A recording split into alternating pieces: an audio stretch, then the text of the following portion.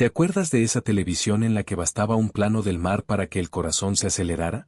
El hombre de la Atlántida llegó en 1977 con una idea tan simple como irresistible. Un desconocido aparece tras una tormenta, casi como un náufrago salido de un mito, y resulta que su cuerpo pertenece al océano más que a la tierra. Y ahí empieza la magia, porque la serie no solo te prometía aventuras, te prometía una sensación muy concreta de aquella época, cuando la ciencia ficción no quería explicarte el mundo, quería hacerte mirarlo con asombro. La premisa engancha por puro instinto. Este hombre, al que terminan llamando Mark Harris, no recuerda quién es, pero su naturaleza lo delata. Respira bajo el agua, soporta presiones imposibles, se mueve con una velocidad hipnótica y parece escuchar el mar como si el mar le hablara. Y lo más bonito es que la amnesia no es un truco barato, es el motor emocional. Mark se convierte en un espejo del espectador, aprendiendo la superficie con la misma mezcla de curiosidad y desconcierto con la que tú lo observas a él.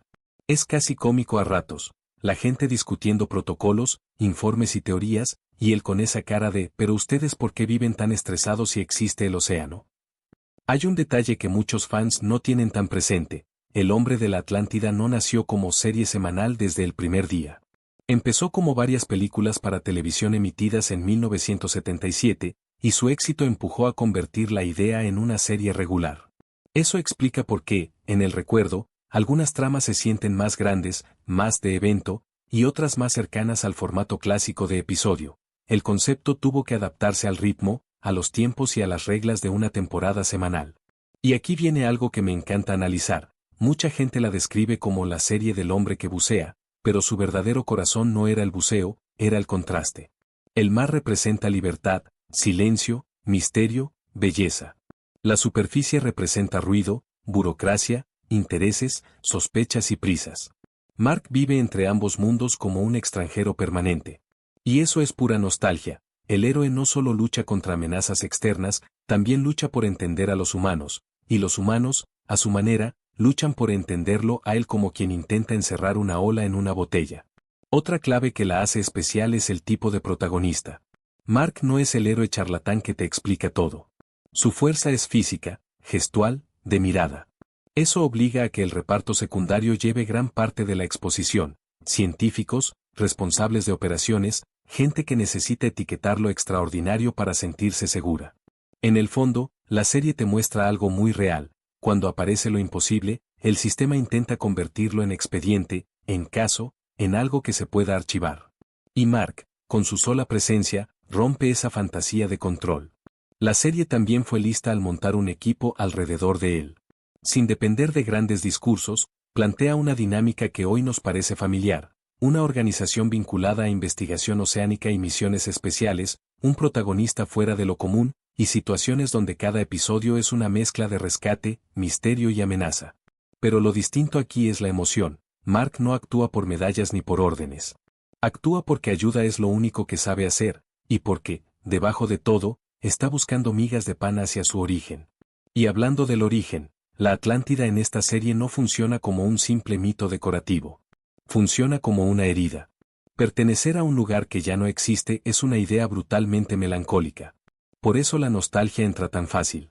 Mark no tiene que llorar para transmitir pérdida, basta con que alguien mencione su procedencia para que sientas que hay un hogar enterrado bajo kilómetros de agua. Esa melancolía le da un peso inesperado a escenas que podrían haber sido solo acción ligera. También es curioso el tipo de amenazas que la serie elige con frecuencia. Sí, hay peligro y misterio, pero muchas veces el enemigo más inquietante no es una criatura, es la codicia humana.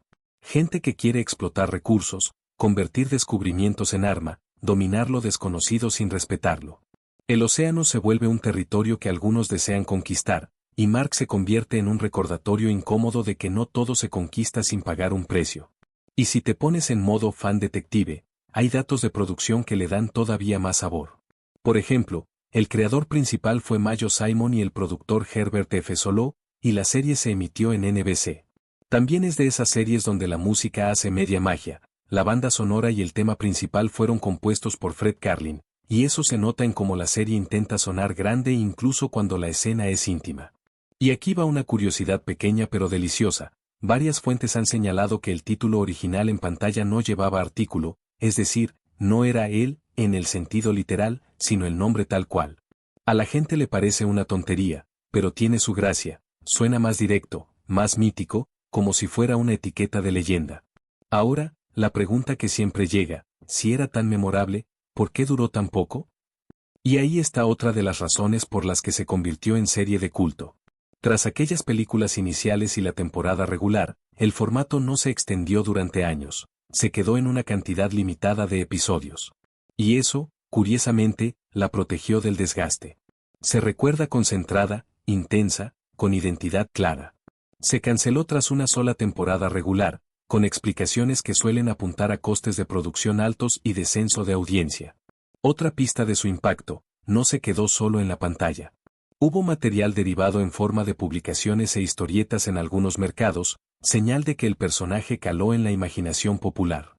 Eso solo pasa cuando una serie no se consume y ya, sino que se adopta como recuerdo, como símbolo de una época. En resumen, El hombre de la Atlántida fue un sueño televisivo muy de su tiempo, ciencia ficción con melancolía, aventura con corazón y un protagonista que no necesitaba discursos para imponerse. Y si hoy funciona otra vez en la memoria, no es solo por los años 70, ni por el traje, ni por el mar. Es por algo más simple y más humano, porque todos entendemos esa sensación de mirar el mundo y sentir, por un segundo, que quizá pertenecemos a otro lugar, aunque no sepamos exactamente cuál. Si en la parte inicial hablábamos de la sensación que te dejaba El hombre de la Atlántida, aquí es donde la serie se vuelve aún más interesante, cuando miras bajo el agua y descubres que, en realidad, el océano era el decorado, y lo que importaba de verdad era el choque entre un hombre imposible y un mundo demasiado humano. Para empezar, hay una curiosidad clave que explica por qué tanta gente la recuerda como más grande que otras series de su época. El hombre de la Atlántida arrancó como 4 películas para televisión emitidas en 1977, y después se transformó en serie semanal. Esa transición no fue un detalle menor, se nota en el ADN del proyecto. Las películas iniciales tenían un aire de evento, de noche especial frente al televisor, con una historia más amplia y un ritmo más cinematográfico. Y cuando llega la serie, el formato cambia. Hay que condensar, crear tramas autoconclusivas, introducir conflictos semanales, sin perder la magia. Esa mezcla es parte de su encanto. Y ahora, el detalle que a muchos fans les encanta porque lo hace todo más real. La serie se emitió en NBC y, aunque hoy se siente como un clásico que duró años, en realidad tuvo una vida relativamente corta, 13 episodios como serie regular, además de esas 4 películas para televisión. Y sí, la explicación que más se repite tiene sentido. El proyecto era ambicioso y caro, y mantener ese nivel semana a semana no era fácil. Además, la audiencia fue bajando. Lo curioso es que esa brevedad terminó jugando a su favor. La serie quedó como una cápsula del tiempo. No llegó a repetirse hasta desgastarse. Se recuerda concentrada, como un recuerdo que no se estira demasiado, como esas tardes donde veías un capítulo y te quedabas pensando, esto era raro, pero me gustaba. Hablemos del protagonista, porque aquí está el imán emocional. Mark Harris no funciona como un superhéroe típico. No hay pose épica constante ni discursos grandilocuentes. Su poder es más extraño, pertenece a otro medio. Respira bajo el agua, soporta presiones enormes, tiene fuerza y habilidades anfibias, pero lo que de verdad lo vuelve inolvidable es que su mayor conflicto no es ganar, sino entender. Y esa amnesia inicial lo convierte en un personaje casi poético. Es como si el mar hubiera devuelto a la superficie un secreto que ni siquiera sabe explicarse. Otro dato que da mucha textura a la serie, Mark es interpretado por Patrick Duffy, y alrededor de él giran personajes como la doctora Elizabeth Merrill, Belinda Montgomery, que actúa como puente entre el misterio y la empatía. Ella no lo trata como un objeto de estudio sin alma, sino como una persona herida que necesita ayuda. Esa relación es importantísima porque suaviza el tono. Evita que todo sea misión y persecución y lo convierte también en una historia de cuidado, confianza y ternura contenida. Y aquí llega una de esas curiosidades que, cuando las cuentas en el video, la gente comenta, yo no me acordaba de eso. La serie deja caer que Mark no es solo un tipo que nada bien. Tiene rasgos físicos específicos, manos y pies palmeados, sensibilidad a la luz, una forma de nadar muy particular, y hasta una conexión con los cetáceos que refuerza esa idea de que el océano es su idioma. Eso le da a la serie un toque casi mítico. Mark no es un humano mejorado, es un humano de otro linaje. Ahora viene una parte deliciosa para el análisis. el hombre de la Atlántida vive en esa frontera entre lo científico y lo legendario. La Atlántida es un mito, sí, pero la serie lo trata como una herida histórica, como una civilización perdida que dejó a un superviviente. Y eso, emocionalmente, es potentísimo. Mark no solo busca respuestas, busca pertenencia. Por eso la nostalgia entra tan fuerte. Porque todos, en algún momento, hemos sentido esa pregunta silenciosa, ¿y si mi lugar no es exactamente donde estoy? Otro detalle que suma muchísimo a la atmósfera, la música. El compositor fue Fred Karlin, y se nota que el tema principal y los pasajes musicales quieren sonar a aventura seria, casi como si te estuvieran diciendo, esto no es un juego, esto es un misterio antiguo. La música te empuja a sentir que el mar tiene memoria. Y ahora, una curiosidad muy concreta que suele sorprender, el título. Mucha gente añade el lo de por costumbre, pero varias fuentes señalan que el título en pantalla y en materiales derivados se usó sin artículo, simplemente Man from Atlantis. Parece una tontería, pero cambia el tono, suena más a leyenda, más a etiqueta mítica que a serie de la semana. Hablemos de por qué engancha tanto a una audiencia adulta. La serie funciona porque combina tres placeres muy de los 70. El placer del misterio, ¿quién es Mark? ¿De dónde viene? ¿Qué sabe el océano? El placer de la aventura, misiones, rescates, amenazas. Y el placer del humanismo, ayudar, proteger, elegir lo correcto aunque cueste. Esa combinación hace que el episodio no dependa solo de ver clips bonitos del mar. Puedes narrarlo como una historia emocional, un hombre que no encaja, un mundo que intenta clasificarlo, y una pregunta constante que late por debajo. ¿Ser diferente te convierte en peligro o en esperanza? También es interesante cómo la serie aprovecha el miedo de su época sin decirlo en voz alta. A finales de los 70, la televisión jugaba mucho con el temor a lo desconocido, al poder mal usado, a organizaciones con intereses propios. En El hombre de la Atlántida, la amenaza no siempre es una criatura, muchas veces es la ambición humana, la tentación de convertir lo extraordinario en herramienta, en arma, en propiedad. Y ahí Mark funciona como un no viviente, como una frontera moral. La serie se extendió más allá de la pantalla con novelas y cómics en algunos mercados, lo que te dice algo importante, el personaje caló. Cuando un héroe se vuelve material de otras publicaciones, es porque dejó imagen, dejó mito, dejó identidad. Piensa en lo absurdo y genial que era ver a adultos muy serios, uniformes, informes, tecnología, tratando de explicar a un hombre que, básicamente, parece decir con su cara, yo solo quería volver al agua. Ese contraste es oro para mantener la atención, porque humaniza, relaja y vuelve a tensar.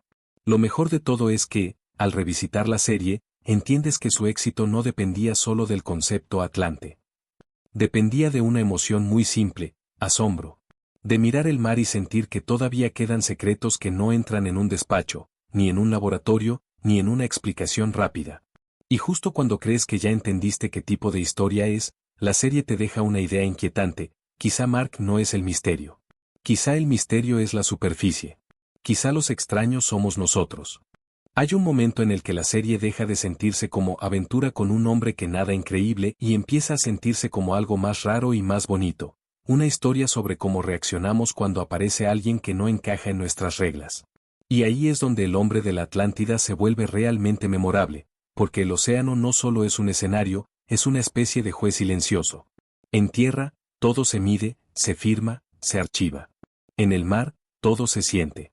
Lo primero que se nota, cuando miras la serie con ojos de hoy, es que Mark no está escrito como un superhombre orgulloso de sus capacidades. Más bien parece un ser humano con el corazón ligeramente fuera de época, como si viniera de una cultura donde sobrevivir significaba cooperar y observar, no dominar. Su forma de moverse, de mirar, incluso de callar, tiene algo casi infantil, pero no de ingenuidad, sino de pureza. Y eso es una decisión muy inteligente, te permite reírte con cariño de ciertas situaciones, y al mismo tiempo sentir una tristeza extraña cuando recuerdas que él no eligió ser distinto. Simplemente lo es. Una de las cosas más nostálgicas de la serie es esa sensación de emisión semanal, que en realidad era una excusa para hablar de cosas muy humanas. Sí, hay rescates, amenazas, peligros y tensión, pero lo que se te queda en la memoria es otra cosa, la gente que Mark conoce en el camino. Personas que están al límite, asustadas, desesperadas, intentando hacer lo correcto en un mundo que empuja a hacerlo fácil. Y Mark, sin discursos, les devuelve algo que casi nunca sobra en televisión: tiempo, calma, atención. Hay capítulos que se sienten como si la aventura fuera la superficie, y debajo, escondido, estuviera un relato sobre compasión. Aquí entra una curiosidad bonita: la serie funciona muchas veces por contraste visual y emocional. Cuando estás en tierra, todo parece más rígido, conversaciones más tensas, decisiones más rápidas, miradas de sospecha. Cuando vuelves al mar, el ritmo cambia. No es solo que el agua se vea bonita, es que el agua altera la respiración del espectador. Te baja el pulso. Te deja escuchar.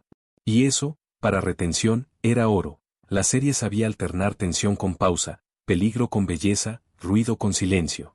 No era solo acción, era atmósfera. También es interesante cómo la serie juega con una idea que hoy seguimos viviendo: el impulso de algunos por convertir lo extraordinario en propiedad.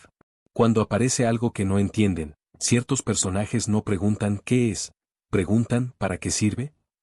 Y ahí está una de las claves morales del relato. Mark es valioso, sí, pero la serie te sugiere que el valor real no está en explotarlo, sino en aprender de él. No es una herramienta, es un ser. Parece obvio, pero contar eso en una serie de aventuras de los 70, sin ponerse pesada, tiene mérito.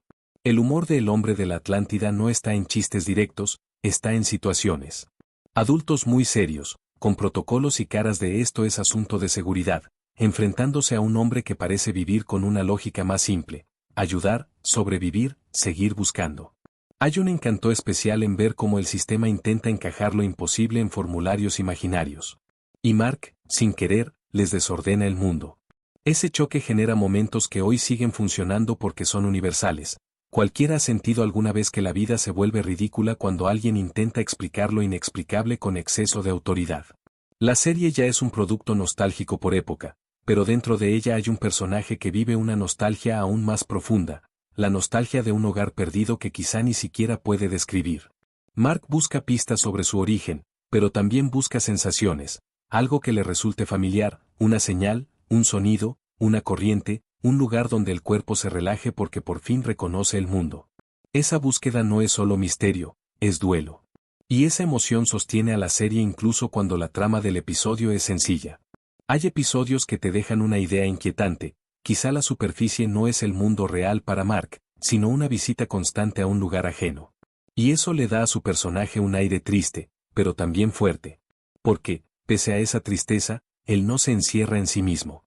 No se vuelve amargado. No se convierte en amenaza. Al contrario, se convierte en puente. Y eso lo hace muy diferente a muchos protagonistas de ciencia ficción, que suelen ser o héroes triunfales o figuras oscuras. Mark es raro, sí, pero es raro de una manera suave. A nivel de curiosidades de guión, la serie aprovecha algo muy inteligente: la amnesia permite que los personajes expliquen cosas sin que suene forzado. No es el típico diálogo de como tú ya sabes. Aquí tiene sentido que le expliquen, que le enseñen, que le traduzcan la vida de la superficie.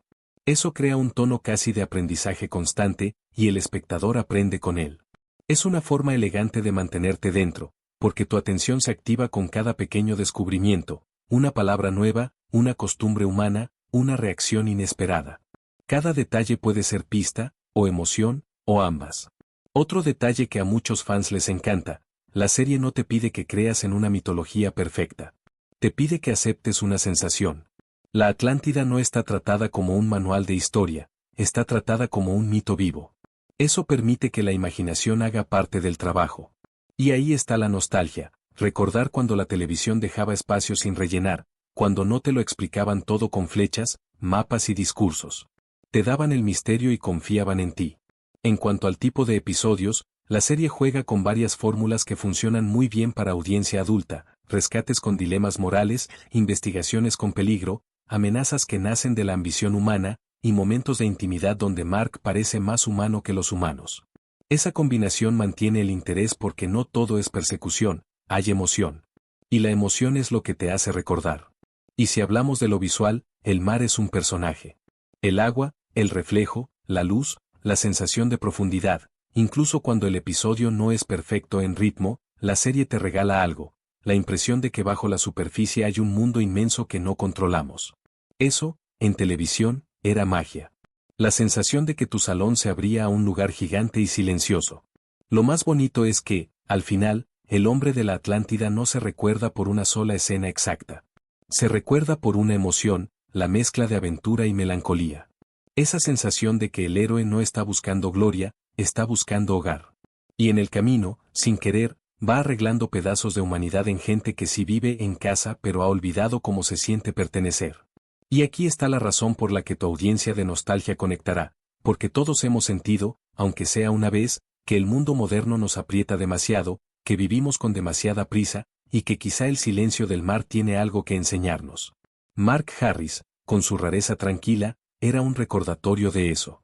Un recordatorio de que la fuerza más llamativa no siempre es la que golpea más fuerte, sino la que no se deja corromper. Si en la superficie todo es ruido, él es el silencio que se mueve. Y esa imagen, incluso décadas después, sigue siendo difícil de olvidar. Y al final, cuando uno mira el hombre de la Atlántida con un poco de distancia, entiende por qué se quedó grabada en la memoria aunque no fuera una serie larguísima, porque tenía algo que hoy cuesta encontrar, una mezcla rara de aventura, calma y misterio que te hacía sentir que el mundo todavía guardaba secretos. No secretos de te lo explico con un gráfico, sino secretos de esos que se intuyen. Como cuando te quedas mirando el mar y sientes que hay historias debajo, aunque no veas nada. La serie también tiene esa cualidad nostálgica de los años 70, la sensación de que la televisión podía ser un refugio. No solo por el entretenimiento, sino por el ritmo. Había episodios que te dejaban respirar. Y eso es curioso, porque en teoría estamos hablando de un protagonista que vive en peligro, con misiones y amenazas. Pero incluso así, el tono tenía espacio para la pausa, para la mirada, para el silencio. Como si el océano, cada vez que aparecía, le dijera al espectador, baja el volumen del mundo un momento. Y aquí entra un punto clave para el análisis, el verdadero gancho no era solo un hombre con habilidades acuáticas. El gancho era que Mark Harris representaba una idea casi terapéutica, alguien que no vive según las reglas del estrés moderno. En tierra, todos corren. Todos sospechan. Todo es urgente. Mark, en cambio, parece guiado por algo más simple, la necesidad de hacer lo correcto y la necesidad de entender quién es. Y esa simplicidad, en televisión, es poderosa. Porque tú lo ves y piensas, yo también querría vivir un poco menos atrapado por lo superficial. De hecho, hay un detalle emocional que la serie maneja con mucha elegancia. La amnesia de Mark no es un truco para alargar la trama, es una metáfora. Es la metáfora de alguien que ha perdido su hogar, su identidad, su historia, y aún así sigue adelante. Eso, para una audiencia adulta, pega fuerte. Porque no es fantasía pura, es una versión poética de algo real. Todos, en algún momento, hemos sentido que algo se nos hundió, que una parte de nuestra vida quedó atrás, y que seguimos caminando sin tener todas las respuestas. Mark es eso, pero con el océano como cicatriz. Y también hay un punto de humor muy humano que no conviene perder, el contraste entre la solemnidad de la gente de la superficie y la lógica casi directa de Mark. A veces la serie parece decirte, mira lo que somos, complicamos todo. Y Mark, sin querer, desarma ese teatro. No con discursos, sino con acciones. Si alguien se está ahogando, él no debate. Actúa. Si alguien está en peligro, él no pide permiso al miedo. Se mueve. Ese tipo de personaje se vuelve adictivo porque es el tipo de persona que uno querría cerca cuando la vida se pone fea. Otra razón por la que la serie se convirtió en recuerdo de culto es que te dejaba con la sensación de que había una mitología más grande de la que se veía en pantalla. La Atlántida, el origen, lo que Mark recuerda o no recuerda, siempre parecía que había algo más allá, como si el mundo de la serie fuera más profundo que sus propios episodios. Lo incompleto no siempre frustra, a veces alimenta. Te da espacio para imaginar. Te da esa conversación eterna de ¿y sí? Es el tipo de serie que uno comenta años después diciendo, yo juraría que había más secretos, aunque no pueda señalar un capítulo exacto. Y aquí es donde se entiende por qué, pese a su corta vida, sigue siendo recordada, porque su identidad era clara. No intentaba hacer 10 cosas a la vez. Era una historia de frontera, frontera entre mar y tierra, entre mito y ciencia, entre humanidad y diferencia. Y cuando una serie tiene identidad, no necesita durar 20 temporadas para dejar marca. Necesita una idea limpia y un personaje que la encarne de verdad. Si lo piensas, Mark es un protagonista rarísimo para la televisión clásica, no es un detective, no es un policía, no es un soldado típico, no es un científico que lo explica todo. Es alguien que vive a medio camino. Y eso lo convierte en una especie de símbolo, el símbolo del que no encaja, del que observa el mundo como si fuera extranjero, del que ayuda, aunque no tenga un lugar propio. Esa es una historia universal, por eso funciona con nostalgia. Porque no es solo ciencia ficción setentera, es una emoción humana disfrazada de aventura marina. También hay un tema que la serie roza de forma muy interesante, la relación con la naturaleza como algo sagrado, no como recurso. En los años 70 ya se respiraba cierta conciencia ambiental en la cultura popular, y el hombre de la Atlántida lo transmite sin ponerse sermoneadora. El mar no es un sitio donde pasan cosas. Es un lugar con dignidad. Y Mark, al pertenecer a ese mundo, se convierte en una especie de recordatorio viviente. Hay cosas que no se pueden tratar como propiedad sin consecuencias. La serie además tenía un talento especial para hacer que lo extraordinario se sintiera cercano. No era un planeta lejano con reglas raras. Era el mismo mundo de siempre, pero con una puerta abierta a lo imposible, el océano. Y eso engancha porque es creíble emocionalmente. Todos hemos visto el mar. Todos sabemos que hay profundidades donde la luz no llega. Entonces el espectador, aunque no crea literalmente en la Atlántida, sí cree en el misterio. Cree en la posibilidad de que existan historias enterradas bajo el agua. Esa sensación es la que la serie explota. Y cuando llega el momento de despedirse de la serie como experiencia, queda una idea muy bonita. Mark no se recuerda solo por lo que hacía, sino por lo que representaba. Representaba una pregunta, ¿y si el mundo todavía guarda algo que no entendemos? Y, al mismo tiempo, representaba una respuesta, aunque no entiendas, puedes elegir actuar con humanidad.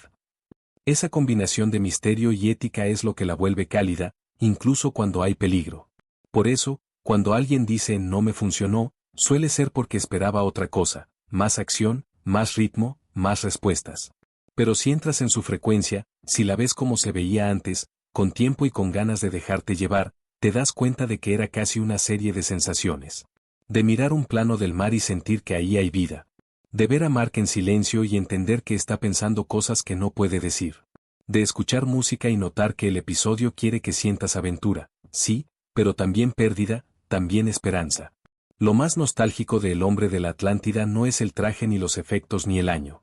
Es esa idea casi olvidada de que el héroe puede ser alguien que no busca fama, sino pertenencia. Alguien que no quiere dominar el mundo, sino entenderlo. Y en un tiempo donde todo parece gritar, esa clase de protagonista se siente como un regalo. Porque al final, Mark Harris era como el océano, parecía tranquilo, pero era profundo. Y esa profundidad es lo que hace que, décadas después, todavía haya gente que lo recuerde con una sonrisa rara, una sonrisa de no sé por qué me gustaba tanto, pero me gustaba. Y tal vez esa sea la mejor definición de un clásico de culto, no el que todos citan, sino el que algunos sienten como si fuera suyo.